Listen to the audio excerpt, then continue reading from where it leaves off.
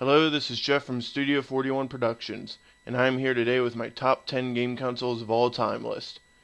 This list is comprised of the consoles that I feel have had the greatest impact on gaming as a whole, and also have had the best games and were the most popular, etc. Long stories, lots of internal bleeding.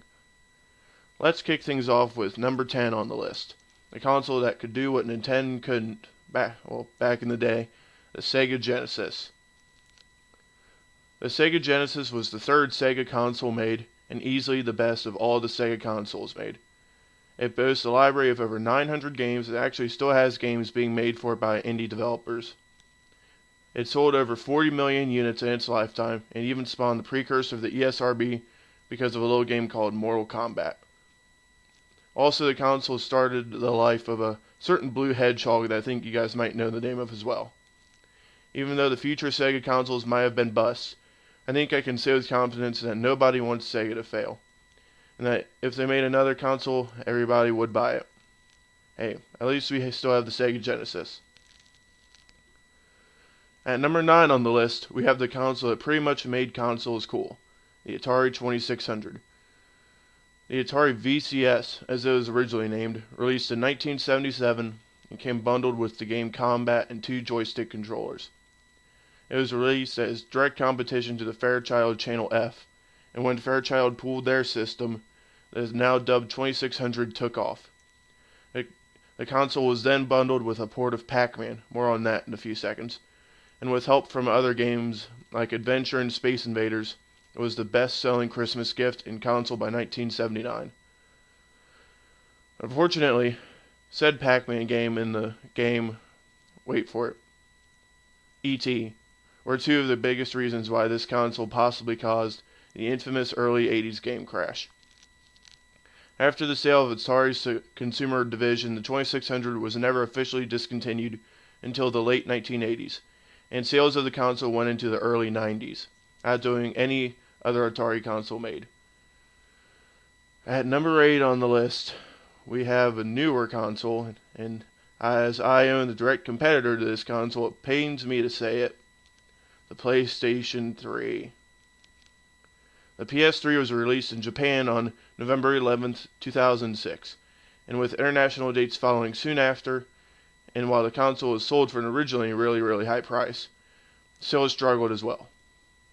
But after the release of the redesigned Slim model and price drops, the PS3 took off and also boasts the Blu-ray games that give it a graphic edge.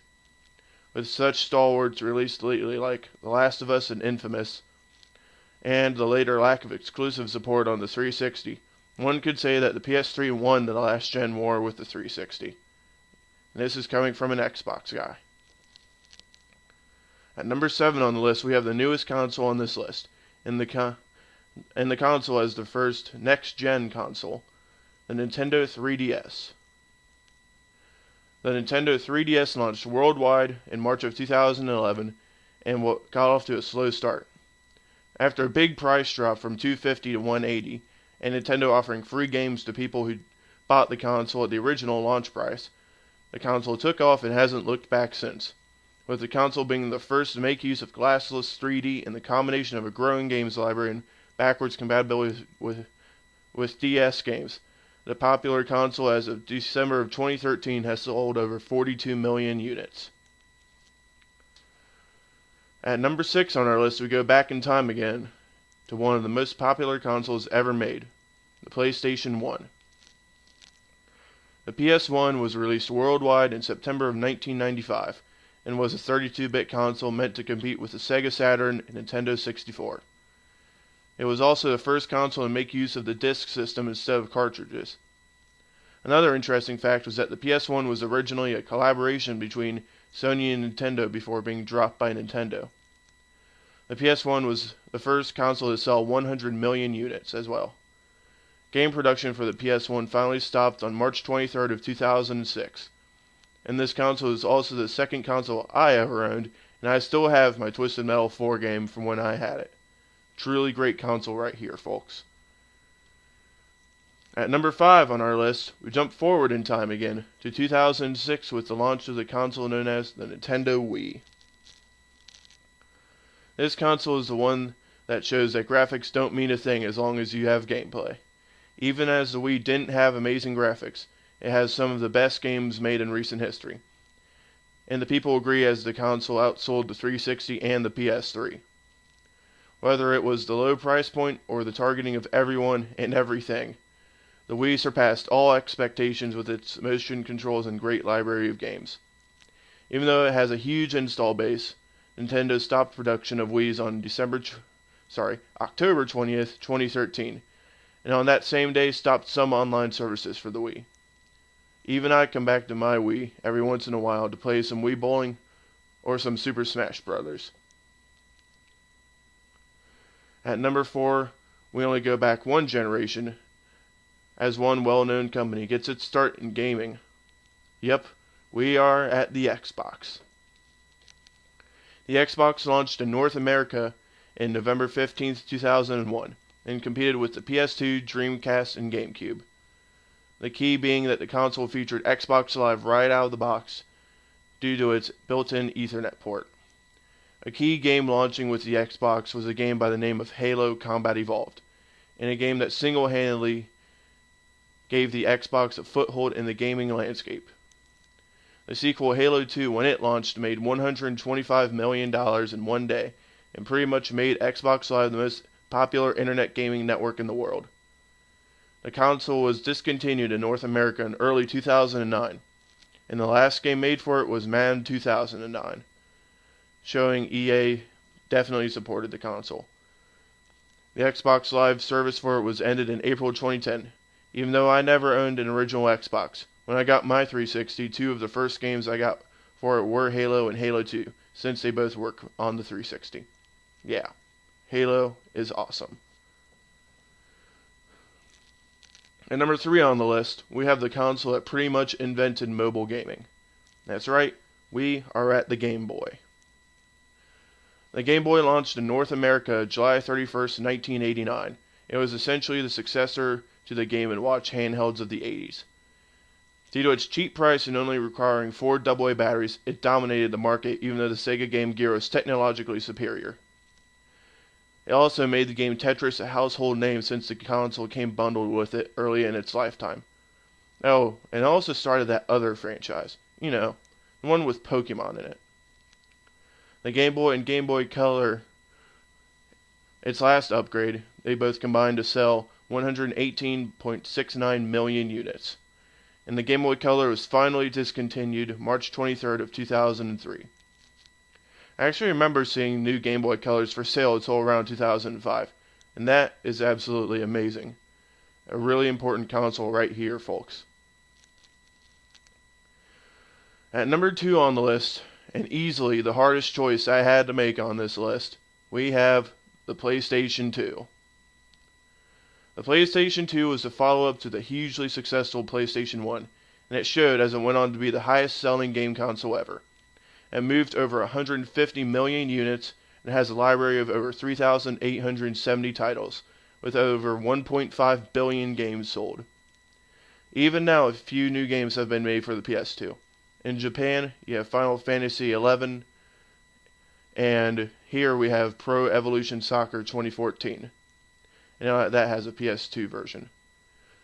Sony also went out of their way after the release of the Xbox to secure temporary exclusive deals for Grand Theft Auto and Metal Gear Solid, as well to hurt the Xbox and try to secure their audience as well.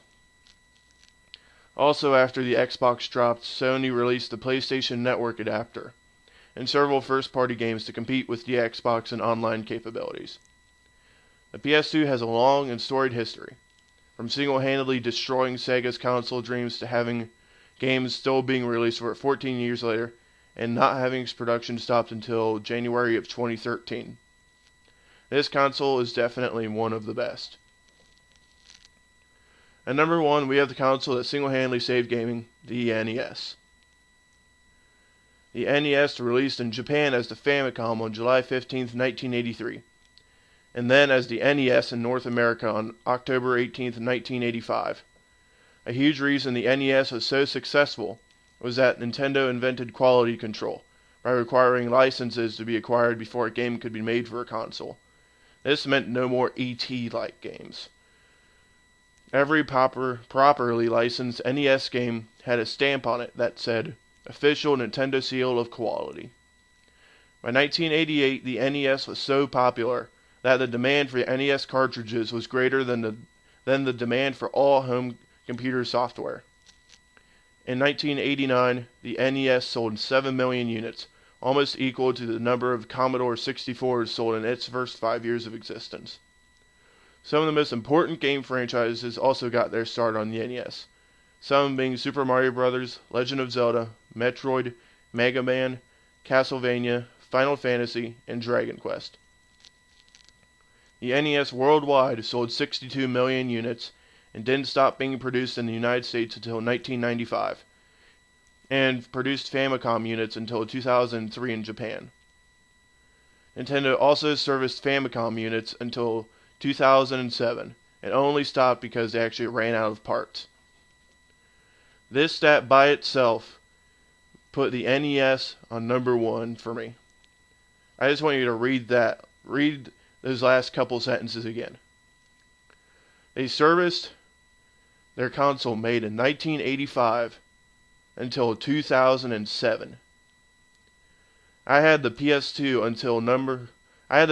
at number 1 until I read those stats. And after that, I'm just like, I can't deny it anymore. I have to put the NES as number 1 after that. The dedication to this console. I mean, supporting a console for over 24 years means that this console has to be something special. And the NES is the definition of something special. The console single-handedly saved gaming, so that already puts it in the 1 or 2 list, or 1 or 2 spot. And then just reading those lines is just insane that Nintendo would support their console for 24 years. Alright, but there you go, people. That's my top 10 game consoles list. So feel free to tell me why I'm wrong in the comments. If you would switch what console you might take out, what consoles you might put in. I'm sure Bill Gates is probably going to break down my door and kill me in about 5 seconds for putting the PS3 on here and not the 360. At least he hasn't found me yet. But remember to like us on Facebook, follow Studio 41 on Twitter. We started a Twitch account as well.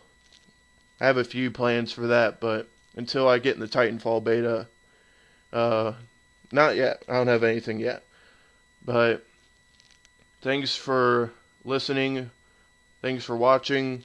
And remember to subscribe and check us out later.